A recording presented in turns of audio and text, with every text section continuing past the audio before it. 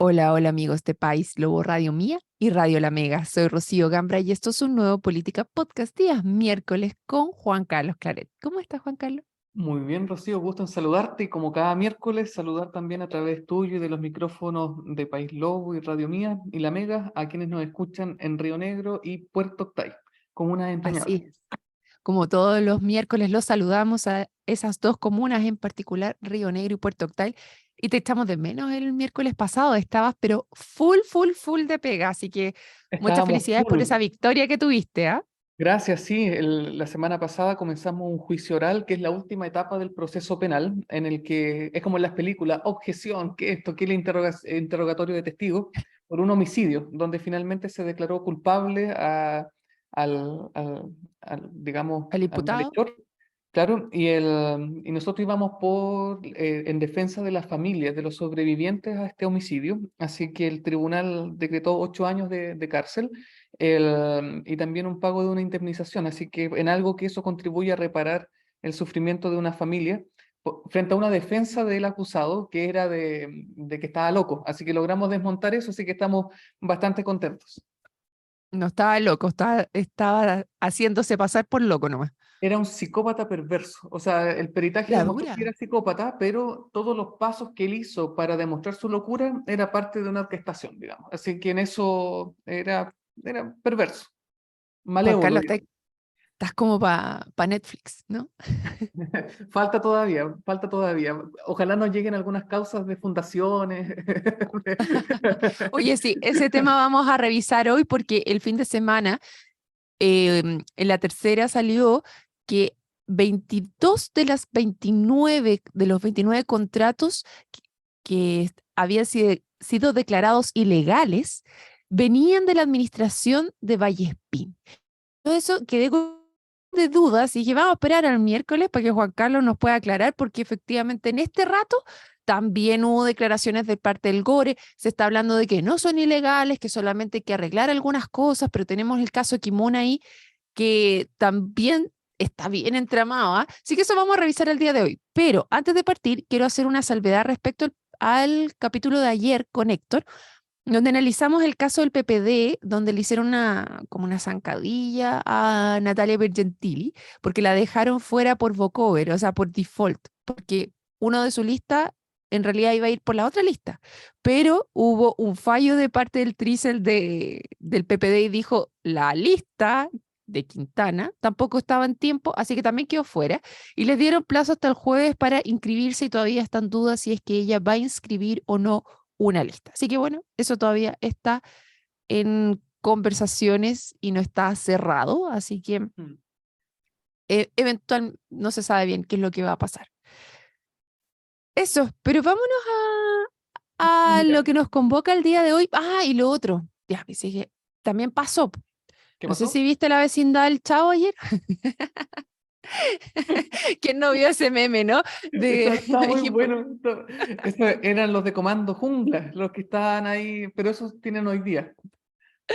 Ay, que me dio risa cuando vi. ¿Por qué? Porque el presidente ayer hizo el anuncio de la reforma. No, perdón, no es reforma tributaria ni es ley. Esto es un pacto fiscal, lo que se anunció, que les Mm. debo decir. En mi caso no lo sentí nada de pacto, aparte de la palabra que estaba utilizando, porque como que estaba solo. Y para mí un pacto tenía que ser como con más gente. Y aquí hubo toda una puesta en escena que estaba en un cité y que después le pusieron a doña Florinda. No, a la vieja del 71 y a don Ramón le pusieron ahí. Bueno, no sé qué te pareció el, Bueno, el anuncio. sobre eso tenemos harto que conversar porque son hartas medidas. ¿Y cuál es el problema de juzgar en este estado la propuesta? Es que ni siquiera sabemos qué es lo que se va a tramitar en el Congreso. Entonces tenemos el anuncio, pero todavía no sabemos qué es lo que va a salir de la puerta del horno. No vaya a ser que se queme en la puerta del horno. Entonces, yo creo que ese es como el principal problema, pero a decir verdad, es cierto, la palabra pacto tal vez le queda grande porque esto ha tenido de todo menos pacto, más aún cuando se le ha rechazado la reforma tributaria que en su momento se propuso, pero yo creo que va bien encaminado, porque no es solamente un tema tributario lo que se pone sobre la mesa, sino que también de modernización del Estado para el crecimiento, y yo creo que esos son temas que son necesarios abordar, porque tenemos un Estado en el siglo XXI que es de finales de 1900. Entonces necesitamos en ese sentido avanzar en esa dirección. Ahora, si los pasos en ese camino son los convenientes, son los adecuados, es lo que vamos a tener que monitorear, pero por lo menos en la inspiración me parece que va en buen camino.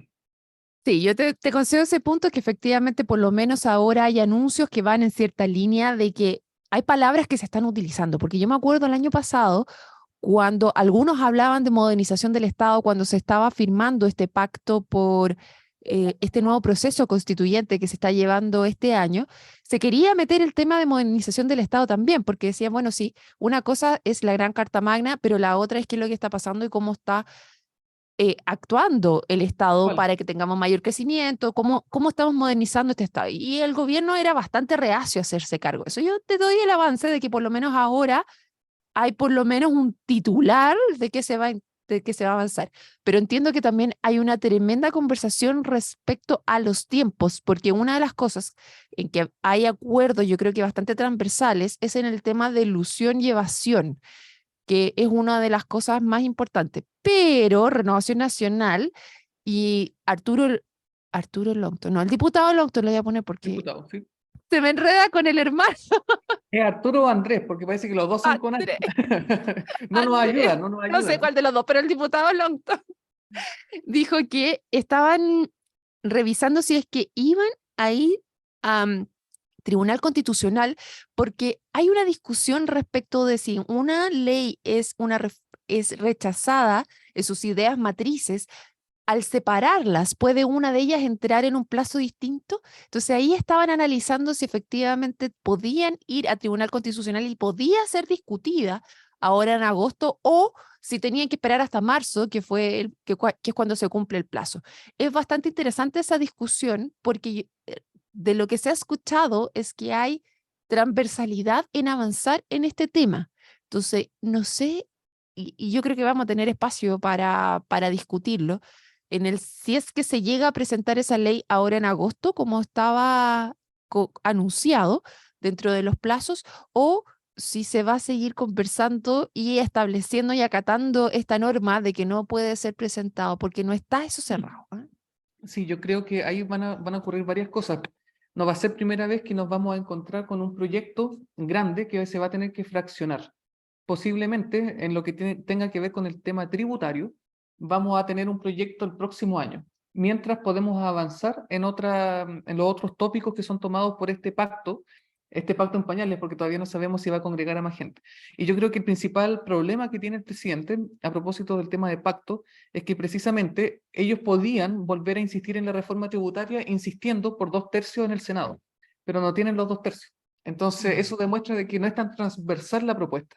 Entonces, yo creo que en ese sentido el presidente se va a ver obligado nuevamente por la realidad a fraccionar su proyecto. Y eso significa, para tristeza de él, que no va a ver los frutos de su proyecto en caso de que sea aprobado. Es decir, nadie sabe para quién trabaja. Así que Mm. ese va a ser Es un que desafío importante. Es que porque yo digo que en el caso de evasión y elusión era algo que tiene apoyo transversal, porque por lo menos mientras se estaba discutiendo la reforma tributaria, lo que más pedía la oposición es que evasión y elusión se votase separado. Y eso tenía altas posibilidades porque también cuando hablamos de la PGU, porque este gobierno, y escuchaba a la vocera también hablar, el tema de pensiones está muy asociado a reforma tributaria. ¿Por qué? Porque la PGU va por fondo, porque viene de impuestos generales, no viene como Y claro, de pero un impuesto al trabajo en particular. Entonces, como necesitamos que los impuestos generales sean más para poder aumentar la PGU a 250, todo el tiempo la oposición también se ha escudado en eso, de que decir, nosotros estamos disponibles para ilusión y evasión y queremos aumentar la PGU a 250. Y dentro de la propuesta de la UDI también gran parte era esto. Entonces, de esos 250 es de ilusión y evasión. Entonces, encuentro que los votos sí están para eso y sería contraproducente llevarlo a Tribunal Constitucional si es que efectivamente esa parte está... O sea, ojalá que no lo hagan, digamos, eso, pero la sí, facultad está, eso es sí. importante, es un derecho. Si no son los de la UDI, yo creo que el Partido Republicano de manera especial va a estar interesado en llevarlo al Tribunal Constitucional. Recordemos que en la actual Carta Magna, el Tribunal Constitucional puede hacer un control preventivo de la ley, es decir, puede antes de que sea una ley ver si es que se ajusta o no a derecho. Y ese es un problema para la discusión política, como está ocurriendo en este Sí, caso. y te sumo una cosa, Renovación Nacional, que es el al que escuché al diputado Longton ahora, tiene un tema que es el 19 de agosto tienen elecciones.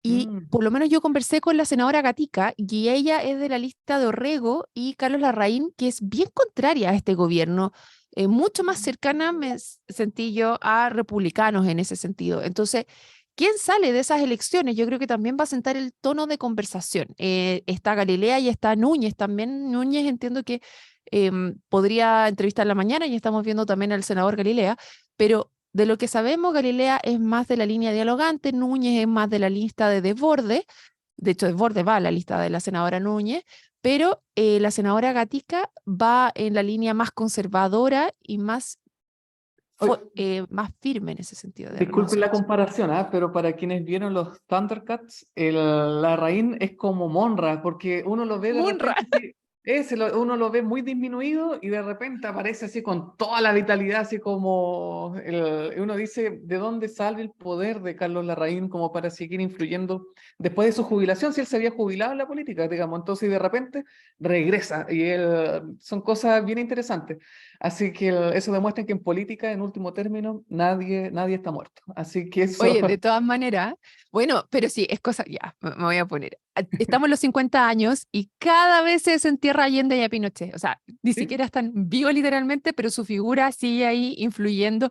Y cuando algo pasa y quieres desviar la atención, tiras el dulce de qué es lo que pasó en Sí, ese si antes conversábamos lo de Garzón, ahora el homenaje que se le hizo a bueno, a Chochol yo lo conozco desde mi época universitaria, él iba a dar charlas, y para alguien del sur, que en Santiago, ir a conocer, bueno, cómo fue la reforma agraria era un tema interesante. Pienso en las personas de Rupanco y digo, bueno, quiero conocer esa historia, y qué mejor que estar conversando con quien fue ministro de Agricultura, y yo me escandalizaba. O sea, Cholchol, el homenajeado por el presidente, fue el que promovió que las expropiaciones se paguen con ficha. Entonces, cuando después dicen, no, es que los latifundistas estaban enojados, porque uno dice, bueno, que esas personas fueron las que sin tener derecho ejercieron, digamos, o llevaron al extremo la situación. Entonces uno dice, es verdad, han pasado 50 años y de tanto en tanto vuelve a salir el tema y eso demuestra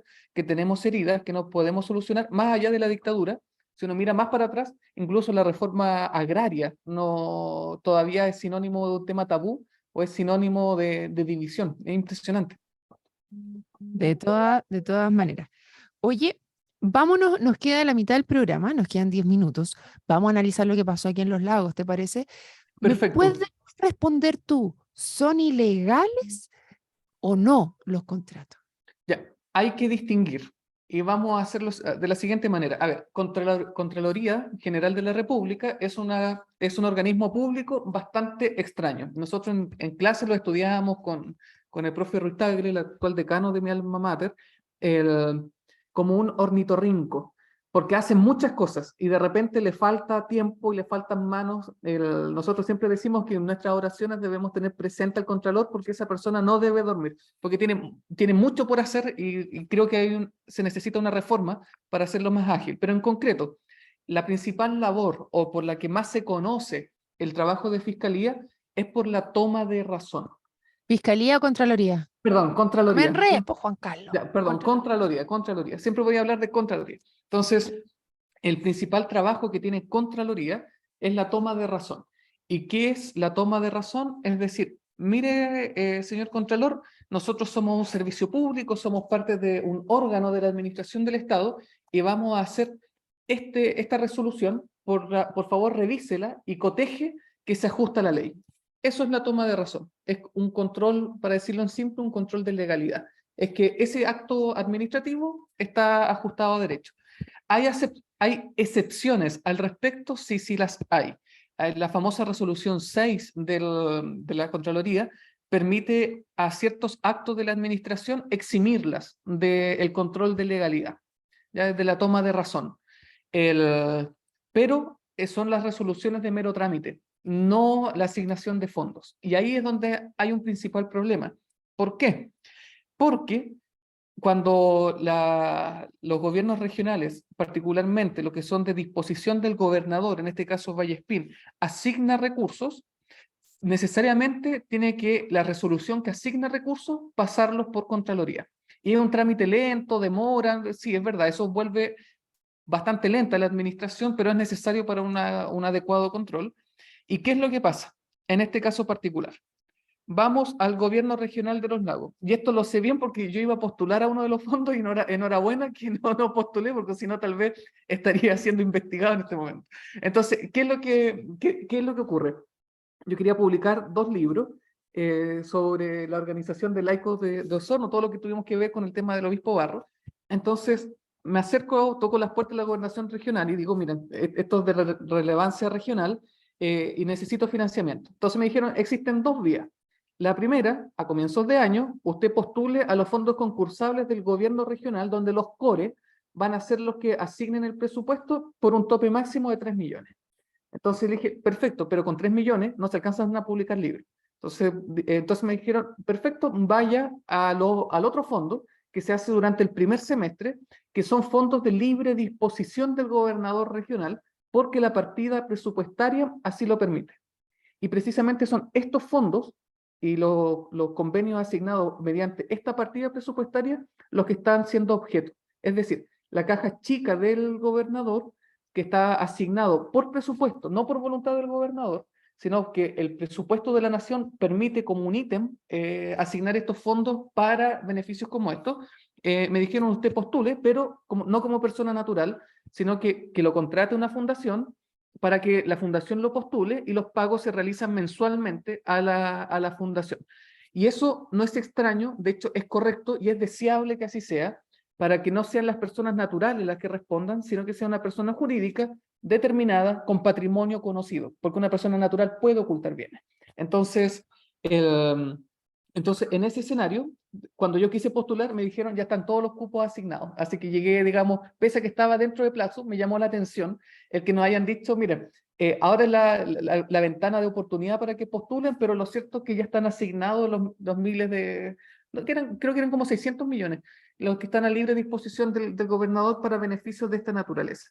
Y ahí postulábamos todos, o sea, yo quería postular con un proyecto de impacto regional, como era este tema editorial, pero también habían otros trabajos, digamos, relacionados con pobreza, vivienda, etc. Entonces le dije, perfecto, ya si se asignaron esa cantidad de, casi $1 millón era, si se asignaron esos fondos, perfecto, ningún problema, postularé el próximo año. ¿Y qué es lo que ocurre en este caso, Rocío?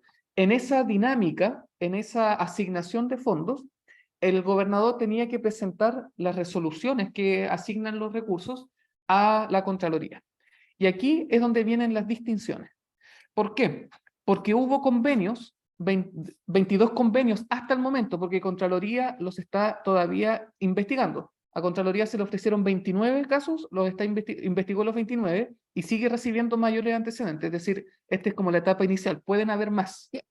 Es que eso me llama la atención porque cuando leí la noticia decía 34 casos a nivel nacional y de los cuales 29 son de la región de los lagos, siendo que el Contralor como que dijo que separen todo y los vamos a investigar todo. Entonces ahí me hacía ruido porque decía 34 nacional, pero solamente la región de los lagos está presentando proyectos, entonces no entendí nada. No, o sea, evidentemente no es solamente la región de los lagos, pero lo más probable es que en virtud de los antecedentes aportados por el Ministerio Público, comenzaron con la región de los lagos.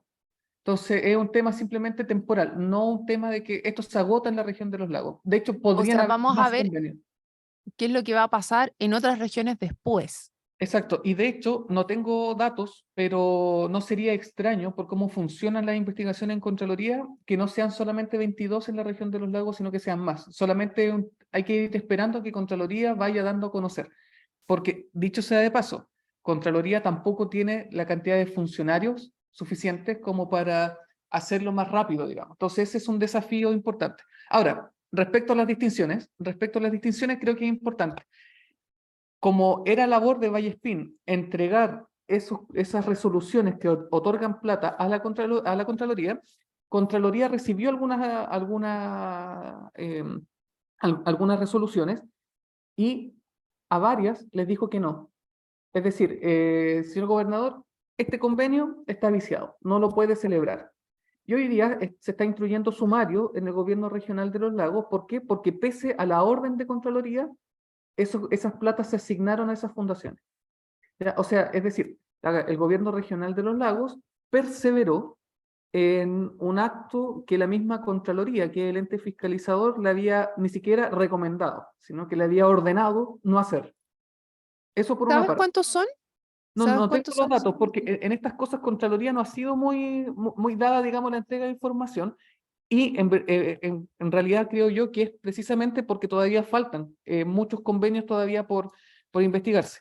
En segundo lugar, hubo otros casos en que los convenios estaban en el proceso de toma de razón. Es decir, señor gobernador, usted me presentó la resolución hoy día, nosotros mañana comenzamos a estudiarlo y sucede que pasado mañana usted ya asignó los recursos y los transfirió en consideración de que yo me iba a demorar una semana en dar la toma de razón. Entonces, otro sumario que se está sustanciando en el gobierno regional es precisamente eso. Por una parte, los que fueron asignados contrario a la orden de Contraloría. En segundo lugar, los que estaban en curso, es decir, Contraloría todavía no se pronunciaba y el gobernador, debiéndose abstener, asignó las platas. Oye, Juan Carlos, ¿y no habrá sido que cuando entregaron los recursos pasó lo mismo? O sea, como que sin esperar la toma de razón se asignaron los recursos y después dijeron que la toma de razón no era, y entonces ya habían asignado los recursos, más que se hubiesen asignado los recursos, o sea, que te hubieran dicho que no y igual los asignaste. Mira, la información que se dispone hasta ahora es que no Ya. está dentro de la categoría de los que se asignaron mientras se tomaba Ok, o se daba la toma de razón, sino que con ok. orden expresa de que esto no De estaba no en toma de entregar. razón. Ok. ¿Y cuál es la Se entregaron consecuencia igual. y cuál es la consecuencia de no tener toma de razón? Es que el acto es ilegal, porque Claro. la toma de razón es verificar que el acto se ajusta a la legislación. Si no se ajusta es porque es ilegal.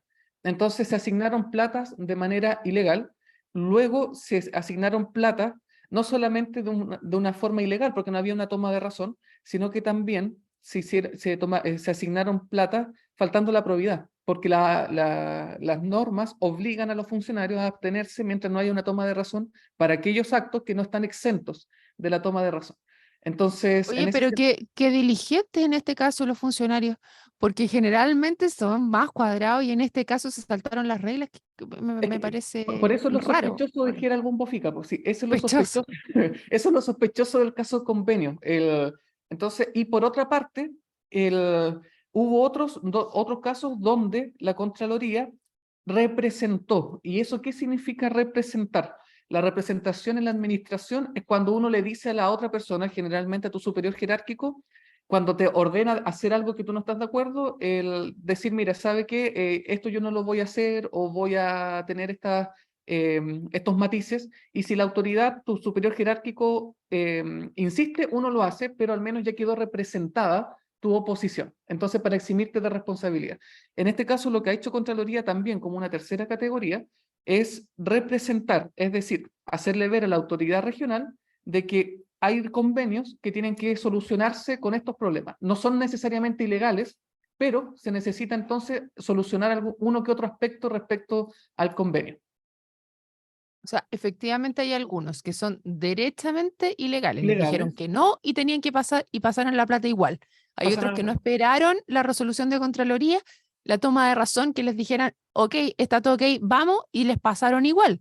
Y por Exacto. otro lado, hay unos que dijeron, mira, sabes que tiene unas cosas menores que yo me voy a resguardar, eh, haz lo que quieras, pero tienes que hacerte cargo de esto. Claro, Una es cosa como así. asignan las platas, pero el acto jurídico que tú sometiste a mi conocimiento, solucionalo o arréglalo en estos aspectos. Eso es la representación.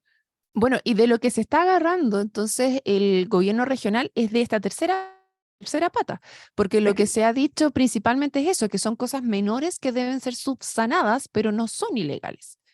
Así que no, el no tener la toma de razón, el que Contraloría rechace la toma de razón, es porque el acto no se ajusta a la legalidad y eso se conoce como ilegalidad. Entonces, hay actos ilegales, hay actos que se entregaron faltando la probidad y hay recursos, digamos, hay plata que se ha entregado o se debe entregar previo arreglo del acto jurídico. Es decir, se puede hacer, pero por favor, en lo formal solucione ese problema.